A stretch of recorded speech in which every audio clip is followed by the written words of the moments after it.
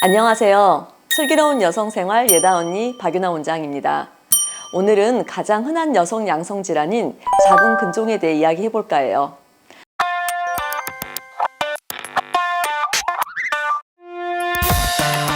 (35세) 이상의 성인 여성 중 개수나 크기의 차이는 있을 수 있지만 30% 정도에서 자궁 근종이 있을 정도로 근종은 매우 흔한 양성 질환입니다.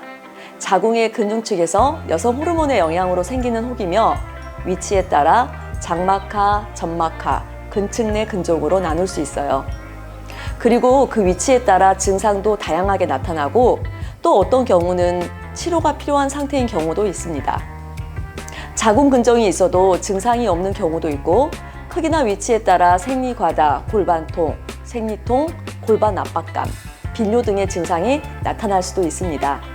초음파 검사 중 우연히 근종을 발견했을 경우 사실 의사 입장에서는 양성 질환이고 비교적 흔한 질환이기 때문에 대수롭지 않게 환자분에게 자궁에 근종이 있네요 라고 설명할 수 있습니다. 처음 설명 듣는 환자 입장에서는 몸에 혹이 있다고 하면 굉장히 놀라시는 게 당연한 반응이죠. 그리고 선생님, 저 수술해야 하나요? 라고 말씀하세요. 자궁 근종은 양성 종양입니다. 종양이라고 해서 모두 암이거나 수술해야 되는 것은 아닙니다. 자궁 근종이 발견되면 주기적으로 검사해서 추적 관찰하는 것이 제일 중요하고 수술이 필요한 타이밍에 적절하게 치료받으시면 되세요. 간혹 정기적인 초음파 검사를 놓치셔서 근종이 너무 크게 자라 복강경 수술이 아닌 개복 수술을 해야 하거나 근종 절제술이 아닌 자궁 절제술로 수술의 범위가 확대되는 경우도 종종 있습니다. 자궁 근종이 있을 경우 1년마다 정기적인 초음파 검사 꼭 잊지 마세요. 그리고 항상 추가로 설명드린 내용입니다. 자궁 근종이 있다고 다 수술이나 치료가 필요한 것은 아닙니다.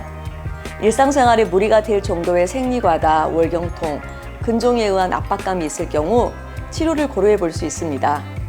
치료는 크게 수술적 치료와 비수술적 치료로 나눌 수 있어요.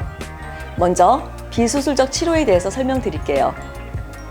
앞에서 자궁 근종은 여성 호르몬의 자극에 의해 성장한다고 설명드렸는데요.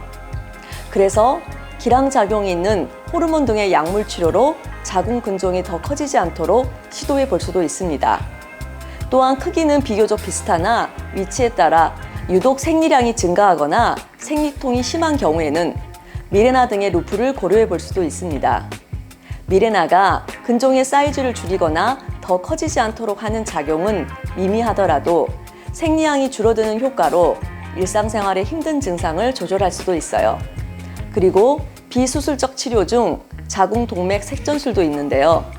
이는 선택적으로 자궁 근종으로 하는 혈관을 막아 산소와 영양분의 공급을 줄어들게 하여 근종의 허혈을 발생시켜 근종의 크기가 작아져 퇴화하도록 하는 기전입니다.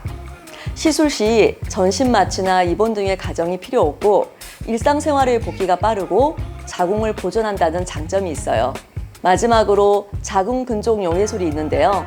이는 높은 열을 이용해 자궁 근종을 태워 용해시켜 사이즈를 줄이는 시술입니다. 이 시술 또한 비교적 통증이 적고 일상생활의 복귀가 빠른 장점이 있습니다. 다음은 수술적 치료에 대해 설명드리면 크게 복강경 수술과 개복 수술로 나눌 수 있습니다. 복강경 수술은 복강경으로 자궁 근종만 절제하는 수술인데 모든 근종이 다 해당되진 않고 위치나 크기에 따라 제한이 될 수 있어 초음파 검사를 통해 상담을 받아보시는 것이 중요합니다. 근종만 절제하기 때문에 자궁을 보존하게 되어 임신에는 영향을 미치지 않습니다. 그리고 위치나 크기 때문에 복강경이 힘든 경우 불가피하게 개복 수술을 해야 할 수도 있는데요. 이때 자궁 근종만 절제할 수도 있고 자궁 전체를 절제하는 자궁 적출술을 해야 하는 경우도 있습니다. 반복해서 말씀드리지만 자궁 근종의 크기나 위치에 따라 수술 방법이 달라질 수 있기 때문에 항상 치료를 결정할 때 검사를 통해서 주치 선생님과 잘 상담하고 치료 방법을 결정하시는 것을 추천드립니다. 지금까지 비교적 흔한 양성 질환인 자궁 근종에 대해 설명드렸어요. 자궁 근종이 있을 경우 나타날 수 있는 증상과 여러 가지 치료 방법이 뭐가 있는지 대략적으로 말씀드렸는데요. 가장 중요한 건 정기적인 검사를 통해 치료의 베스트 타이밍을 놓치지 않는 거라는 것 꼭 잊지 마세요. 궁금하시거나 좀 더 자세한 설명이 필요하시면 댓글로 남겨주세요.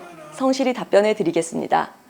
마지막으로 구독, 좋아요도 잊지 마세요. 감사합니다.